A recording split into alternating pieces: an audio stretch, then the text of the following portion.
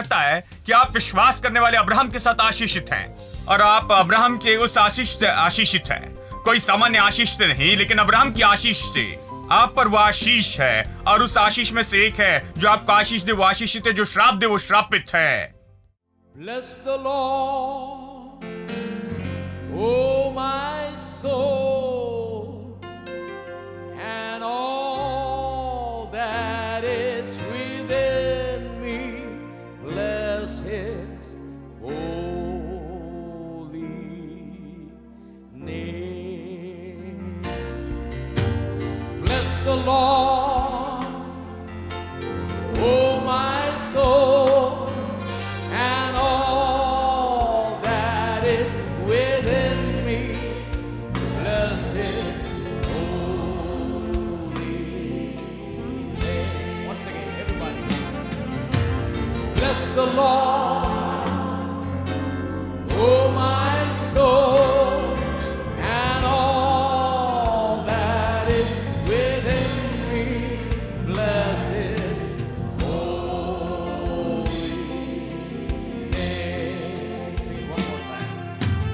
Bless the Lord, oh my soul, and all that is within me.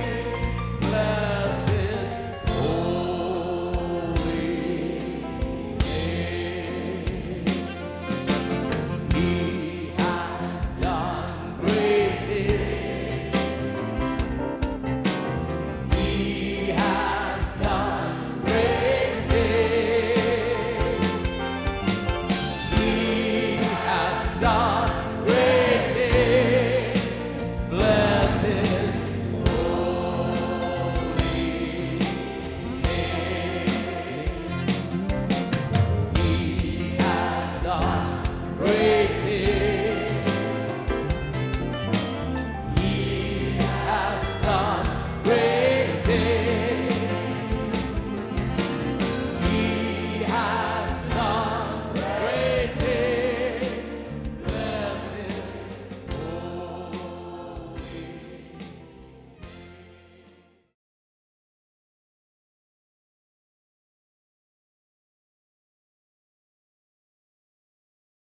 गिनती अध्याय 22 निकाले। बहुत दिलचस्प कहानी है, बिलाम की कहानी है, ठीक है, बालाक की और ये सब। चलिए इसे पढ़ते हैं। ये तो बहुत महत्वपूर्ण कहानी है आशीष और श्राप के बारे में कि ये कितना असली है और ये सच में कितना असली है। तब इजरायलियों ने कूच करके यरीहो के पास यरदन नदी के इस पार मोआब और अराबा में डेरे खड़े किए।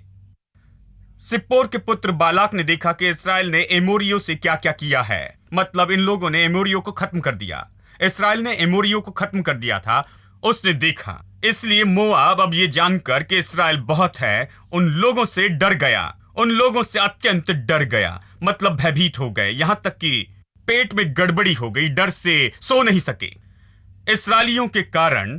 तब मोआबियों ने मिद्यानी पुरनियों से कहा, अब वो दल हमारे चारों ओर के सब लोगों को ऐसे चट कर जाएगा जिस तरह बैल खेत की हरी घास को चट करता है। वो बहुत ही सही थे।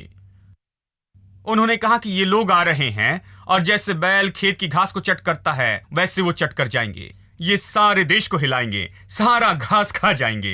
ये लोग हमारे देश में आएंगे और सारी चीजें खा जाएंगे और सारी चीजें खत्म कर देंगे। ये आशीषित लोग हैं और जो हमारा है उसे वो ले लेंगे, वो हमारी सारी चीजों को ले लेंगे, वो कहता है। और वो सही था। अब इसे सुनिए। अब वो दल हमारे चारों ओर के सब लोगों को ऐसा चट कर जाएगा जिस तरह बैल खेत की हरी घास को चट कर जाता है। उस समय सिप्पोर का पुत्र बालाक मोआब पर राजा था और इसने पतोर नगर को, जो महानद की तट पर बोर के पुत्र बिलाम के जाति भाइयों की भूमि थी, वहां बिलाम के पास दूत भेजा कि वो ये कहकर उसे बुलाएं, सुन। अब सुनिए ये शब्द जो वो उपयोग करता है, ये शब्द जो बिलाम के पास भेजता है, जैसे वो बिलाम को सहमत करता है। कहता है, सुन, एक दल मिस्र से निकल आया है और भूमि उनसे ढक गई है और अब वे मेरे सामने ही आकर बस गए हैं। परमेश्वर पहले उनमें डर डाल रहा था, उनमें डर डाल रहा था। राजा इन साधारण लोगों से डर रहा था। इस्राएली लोग सामान्य रूप में चरवाहे थे, केवल भेड़ों की देखभाल करते थे। दाऊद और बाकी सारे लोग जैसे सामान्य चरवाहे थे, योद्धा नहीं थे, वो बड़े सिपाही नहीं थे। साधारण लोग कई साल तक गुलाम रहे थे। लेकिन फिर भी ये राजा डर गया और वो दूसरों को खबर भेजता है और ये सब कुछ कहता है। और अब वो किसी को बिलाम के पास भेजता है, कहता है भूमि उनसे ढक गई है और वो मेरे सामने ही आकर बस गए हैं। अब प्रभु ने इजरायलियों को ऐसा बनाया था कि वो संख्या में बहुत थे, लेकिन मैं सोचता हूं कि प्रभु ने उसे और ज्यादा बढ़ाया। उसने उन्हें बहुत बड़ा दिखाया, इतना बड़ा।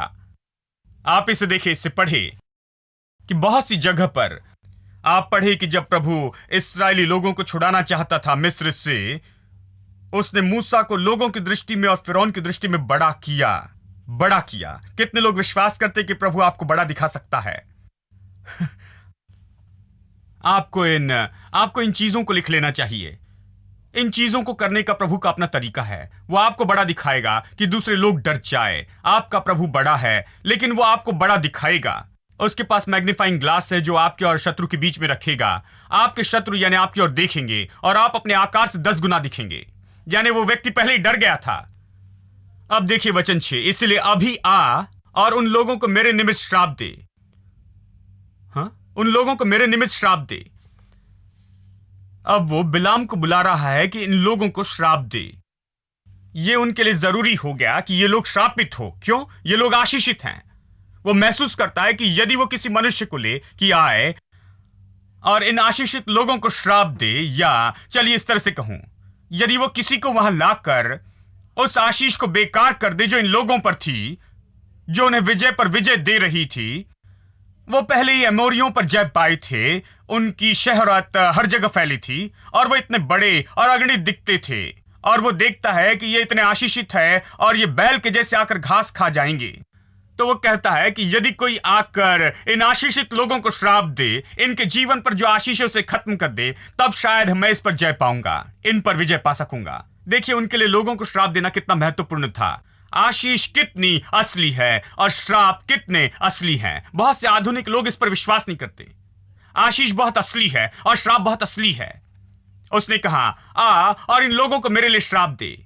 इनके जीवन पर जो आशीषों से बेकार करना चाहता हूं कि मैं विजय पा सकूं। वो जानता था कि किस कारण ये लोग सफल हो रहे हैं।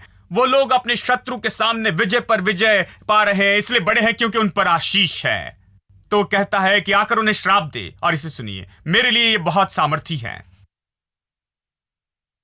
हम सब इनको अपने देश से मार कर निकाल दे, क्योंकि ये मैं जानता हूं कि जिसको तू आशीर्वाद देता है वो धन्य होता है और जिसको तू श्राप देता है वो श्रापित होता है। वो बिलाम को आशीष के लिए बुलाता है। क्यों? क्योंकि वो अंतरराष्ट्रीय एक्सपर्ट है श्राप और आशीष देने में। वो ये बात जानता था कि यदि किसी को श्राप दे तो उन पर श्राप होगा, इसके लिए विख्यात था। और यदि ये किसी को आशीष दे तो वो आशीष पाएगा। उसकी शौहरत हर जगह पहुंची थी। ये सच में काम कर रहा होगा। बिलाम तो सच में विख्यात आदमी होगा। उसने बहुत से लोगों को श्राप दिया होगा और वो शायद मर गए होंगे। शायद लोगों को श्राप देने से मारा होगा और लोगों को आशीष दी होगी और वो अच्छे हुए होंगे। उसमें किसी तरह की सामर्थ्य थी कि वो आशीष दे और श्राप दे। और राजा उस व्यक्ति में विश्वास करता है। इसे सुने वचन 7, तब मोआबी और मिद्यानी पुरनिये भावी कहने की दक्षिणा लेकर चले। ये सब दाम के लिए था। यह आदमी दाम के लिए काम करता था। तो राजा दाम भेजता है, केवल 5 या 10 रुपए नहीं। ये तो राजा था, शायद वो सोना और चांदी भेज रहा होगा। और बिलाम के पास पहुंचकर बालाक की बातें सुनाई, अपने राजा की बातें। वचन 8, उसने कहा आज रात को यहां टिको और जो बात यहोवा मुझसे कहेगा उसी के अनुसार मैं तुमको उत्तर दूंगा। देखिए, तब परमेश्वर ने बिलाम के पास आकर कहा तेरे यहां ये पुरुष कौन है? अब इस्राएल के लोग नहीं जानते थे कि क्या हो रहा है। ये सब कुछ इन लोगों के ज्ञान के बिना चल रहा था। वो बस जंगल में यात्रा कर रहे थे, यात्रा में ही थे। अब उनका बड़ा शत्रु था ये राजा। वो बहुत योजना बना रहा था, दूसरे लोगों को ला रहा था, उन्हें श्राप देने के लिए बुला रहा था कि उनकी आशीष बेकार कर दे। वो किसी को ला रहा था कि इन लोगों के विरुद्ध में कुछ करे। इस्राएल के लोगों के विरुद्ध में कुछ हो रहा था उनके पीठ के पीछे, जिसे इस्राएली लोग नहीं जानते थे कि क्या हो रहा है। लेकिन प्रभु जानता था कि क्या हो रहा है। प्रभु ने पहले ही काम किया। कितने लोग जानते कि प्रभु पहले ही काम करता है जब आप नहीं सोचते। वो तो जानता है कि आपकी समस्या क्या है, इसके पहले कि आप उसे पुकार कर प्रार्थना करने लग जाएं। प्रभु पहले से ही वहां है, वो काम करता है। यानी प्रभु जानता है कि क्या योजना हो रही है। वो बिलाम से कहता है, ये लोग कौन है जो तेरे साथ है? इसे सुनिए। बिलाम ने परमेश्वर से कहा, सिप्पोर के पुत्र मोआब के राजा बालाक ने मेरे पास यह कहला भेजा है, सुन, जो दल मिस्र से निकल आया है उससे भूमि ढक गई है, इसलिए आकर मेरे लिए उन्हें श्राप दे। संभव है कि मैं उनसे लड़कर उनको बरबस निकाल सकूंगा। केवल श्राप देने पर ही वो विजयी होगा। केवल यदि कोई आकर उन्हें श्राप दे, श्राप काम करेगा, तब वो विजय पाएगा। वो ये जानता है, इसलिए उसने भेजे है। परमेश्वर ने बिलाम से कहा, अब गौर से सुनिए, परमेश्वर ने बिलाम से कहा, तो इनके संग मत जा, उन लोगों को श्राप मत दे, क्योंकि वे आशीष के भागी हो चुके हैं। हेलो, क्या आप यहां हैं? प्रभु कहता है, तुम सावधान रहना, क्योंकि मैंने उन पर कुछ वचन कहे हैं, और जो भी उन्हें आशीष दे उन्हें मैं आशीष दूंगा, और जो श्राप दे उन्हें मैं श्राप दूंगा। मेरे बड़े बेटे बिलाम, तुम मुश्किल में फंस जाओगे। यदि तुम जाकर इन लोगों को श्राप दो तो मुश्किल होगी। तुम जाकर उन्हें श्राप नहीं देना, क्योंकि वह आशीषित हैं, आशीषित हैं। प्रभु आपको आशीषित कहता है। देखिए, आज विश्वासियों में ऐसे विश्वासी हैं, खासकर इन आत्मिक चर्च में, मैं ये बताना चाहता हूं, क्योंकि मेरी परवरिश इस पृष्ठभूमि में हुई है, जानते हैं, और मैं हर समय इससे निपटता आया हूं। ऐसा विश्वास है जादू टोने में और इन सब गलत बातों में और जादू में और इन सब बातों में, ये ऐसे लोग हैं जो उद्धार पाए हैं, आत्मा से भरे हैं, जो चर्च में जाते हैं। एक ने आकर मुझसे कहा, जानते हैं, मैं विश्वास करता हूं कि मुझ पर श्राप है। मैंने कहा, किसने कहा? एक प्रचारक ने मुझसे कहा। मैंने कहा, उन्हें कैसे पता? कहा, प्रभु ने उन पर प्रकट किया। उन पर कैसे प्रकट किया? सपने में प्रकट किया। अवश्य बाइबल में ये नहीं है, बाइबल से नहीं पढ़ा, लेकिन सपने में उन पर प्रकट हुआ है। उन्होंने कहा, सपने में प्रभु ने उन पर प्रकट किया कि हमारे घर पर श्राप है। तो इसके बारे में क्या करेंगे? हम किसी अभिषिक्त व्यक्ति को बुलाएंगे। मैंने कहा, क्या इसका यह अर्थ है कि यीशु पर काफी अभिषेक नहीं था? वो श्राप दूर करने वाला जो 2000 साल पहले आया, जिसे परमेश्वर ने भेजा, क्या आप मुझसे कह रहे हैं कि वो इतना अभिषिक्त नहीं था कि आपका श्राप दूर कर दे? कि आज आपको किसी अभिषिक्त व्यक्ति की जरूरत है कि श्राप दूर करे? यीशु ने जो किया उस पर विश्वास नहीं करते हैं क्या? वो व्यक्ति चकित हो गए। मैंने कहा, उसके कारण नहीं, ये बाइबल से प्रचार करता हूं। मैंने ये नहीं कहा कि मैंने सपने में देखा कि आप आशीषित हैं। मैं बाइबल से कह रहा हूं कि प्रभु आपको आशीषित कहता है। मैं बाइबल से आपको दिखा रहा हूं कि प्रभु कहता है कि आप विश्वास करने वाले अब्राहम के साथ आशीषित हैं, और आप अब्राहम के उस आशीष से आशीषित हैं। कोई सामान्य आशीष से नहीं, लेकिन अब्राहम की आशीष से आप पर वो आशीष है, और उस आशीष में से एक है, जो आपको आशीष दे वो आशीषित है, जो श्राप दे वो श्रापित है। और आज मैं आपको बताना चाहता हूं कि जो आपके विरुद्ध में आएंगे, चाहे जादू टोना या शैतान आपके विरुद्ध में जो भी लेकर आए, उन्हें कुछ नहीं मिलेगा, कुछ नहीं मिलेगा, कोई सफलता नहीं मिलेगी, यदि आप प्रभु के वचन पर खड़े होकर अपनी आशीष पर विश्वास करें तो। देखिए, लोगों में यही समस्या है, वो आशीष में विश्वास नहीं करते, वो बस जो देखते उस पर विश्वास करते। कितने विश्वासी, देखिए, वो ये कर रहे हैं, वो कर रहे हैं। एक भाई ने कहा, हो कोई आकर उसने मेरे पैरों के नीचे की मिट्टी ली। मैंने कहा कि आपके पैर पवित्र पैर होने चाहिए, बहुत खास पैर, कि आपके पैरों के नीचे की मिट्टी उठाए। मेरे प्रभु, आप तो खास व्यक्ति होंगे। उन्हें जो चाहिए वो उठाने दे, उन्हें अपने घर में लेकर और कहे कि मेरे घर की धूल भी उठा ले। ओ, आप नहीं जानते भाई, वो मिट्टी ले जाते हैं और मंत्र करते हैं उस पर। वो इन बातों पर विश्वास करते। देखिए, मैं विश्वासी लोगों की बात कर रहा हूं, मैं विश्वासियों के बारे में कह रहा हूं। जानते विश्वासियों को क्या करना चाहिए? विश्वास करना चाहिए इस आशीष पर। जो विश्वास करते हैं, विश्वास करने वाले अब्राहम के साथ आशीषित हैं। बहुत से लोग विश्वास नहीं करते, वो मसीह है लेकिन विश्वासी नहीं है। विश्वासी होना अलग है। विश्वास करने वाले अब्राहम के साथ आशीषित हैं, उसने विश्वास किया कि कोई उसके विरुद्ध में नहीं खड़ा रह सकता। उसने विश्वास किया राजा खड़े नहीं रह सकते, इसलिए जाकर उसने दासों को बुलाया, पड़ोसियों को बुलाया और जाकर राजाओं से युद्ध किया जिन्होंने लूत और उसके परिवार को और सदोम को बंदी बनाया था, और सब कुछ वापस लाया। कितनी हिम्मत! उसने विश्वास किया कि शत्रु कुछ नहीं, राजा कुछ नहीं, वो जाकर उनसे लड़कर युद्ध जीत सकता है। जो इसका है, यदि वो उसे ले तो उनका पीछा करके उसे वापस लाएगा, क्योंकि वो इसे नहीं रख सकते। उसमें सामर्थ्य है, उसमें योग्यता है। उसने आशीष पर विश्वास किया। यदि आप आशीष पर विश्वास करें तो अपने जीवन के युद्ध में जयवंत होगे। किसी ने कहा खैर वो नींबू काट कर फेंक रहे हैं तो नींबू शरबत बना ले। अच्छा है, वहां खड़े रहकर उसे कैच करना। ओ, आप नहीं जानते भाई, वो ये सारी चीजें करेंगे और ये सच में काम करता है। मैं जानता हूं ये काम करेगा, लेकिन क्या आप पर काम करेगा? यह आप पर काम करेगा क्योंकि आप विश्वास करते हैं। देखिए, आप डर जाते हैं। डर जाना यानी यह मानना है कि आपको चोट पहुंचाने की उसमें योग्यता है। डर तो विश्वास का नकारात्मक रूप है। डर तो सच में विश्वास है। जैसे आप विश्वास से पहाड़ हटा सकते हैं, यदि डर है तो आप हर तरह की गड़बड़ी ला सकती हैं, आप विनाश ला सकते हैं। यही तो अय्यूब की कहानी है। उसने डर के कारण विनाश लाया अपने घर में,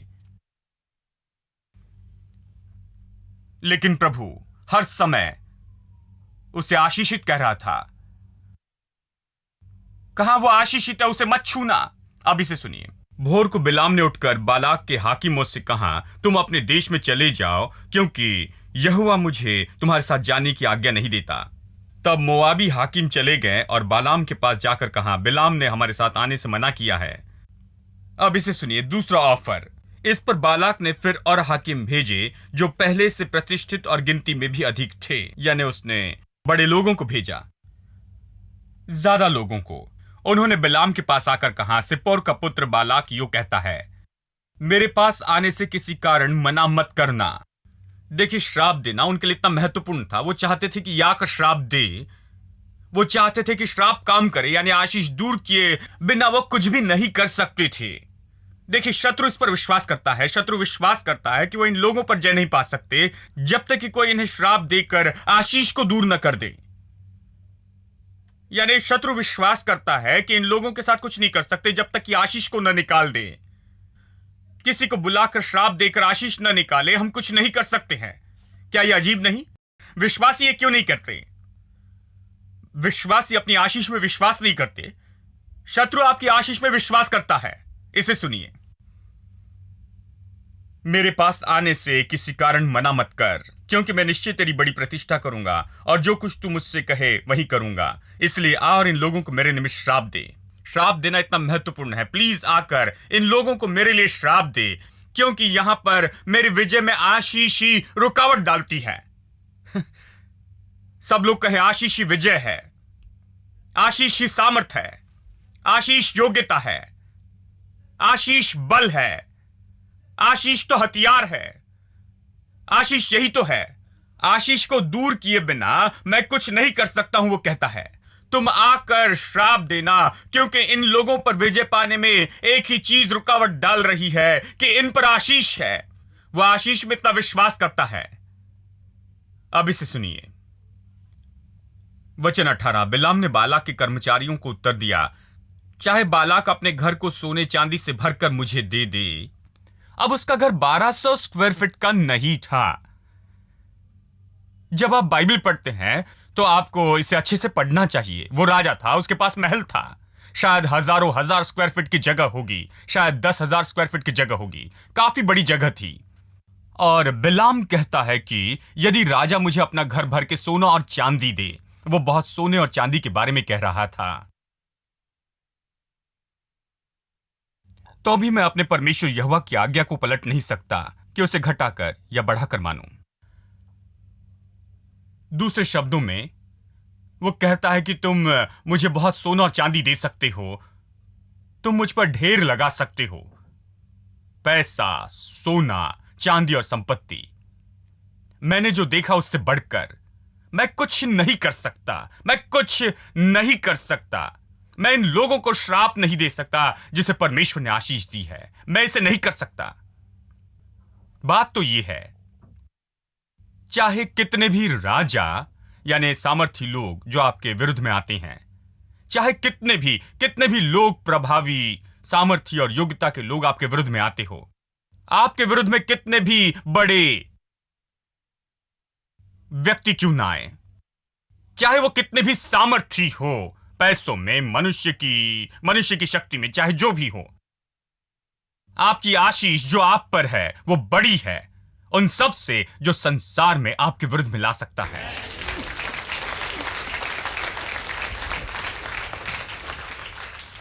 देखिए, विश्वासी लोगों ने कभी आशीष की सराहना नहीं की है। ओ, आशीष के लिए मेरे पास बड़ी सराहना है। मेरी मनोदशा है कि आशीष के साथ मैं इसे कर सकता हूं।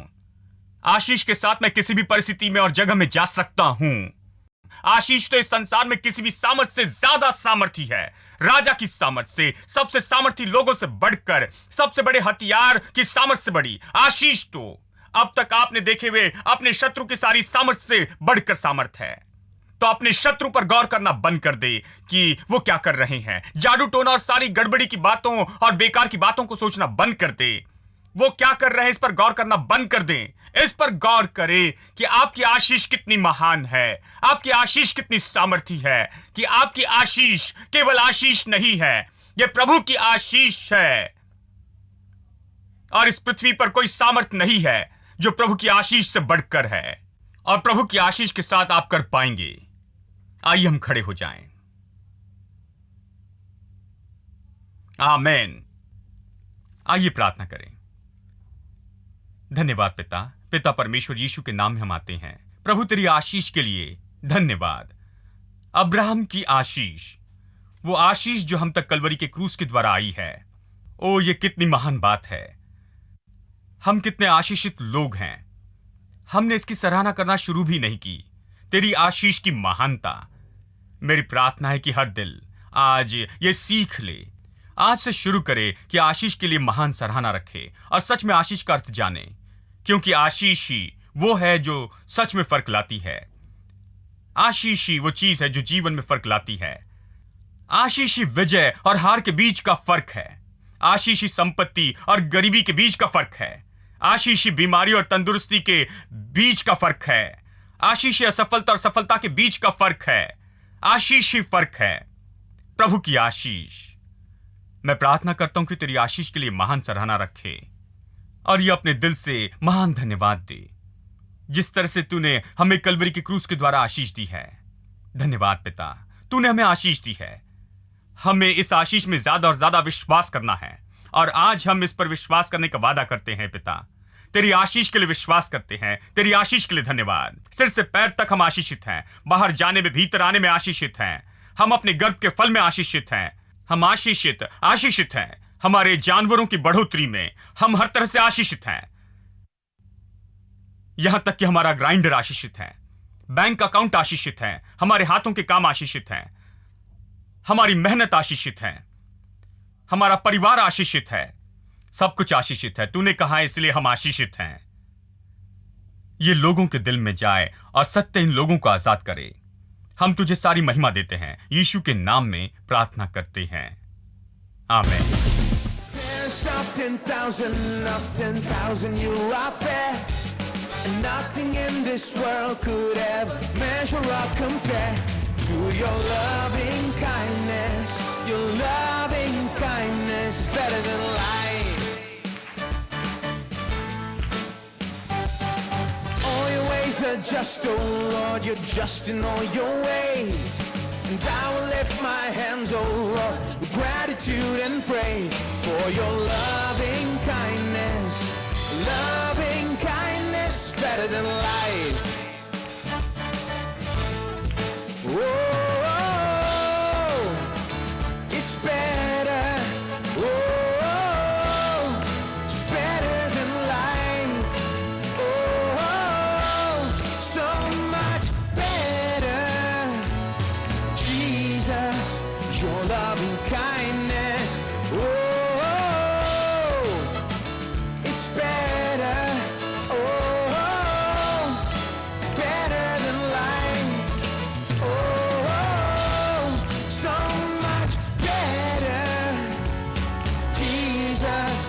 Your loving kindness is better than life. Just think about His loving kindness to us.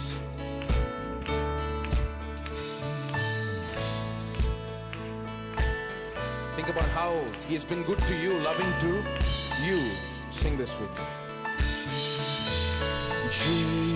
Jesus, your loving kindness is better than life itself. Better than life itself. Jesus, your loving kindness is better than life itself. It's better than life. Jesus, Jesus, your loving kindness is better than life itself. Better than life. One more time. Jesus,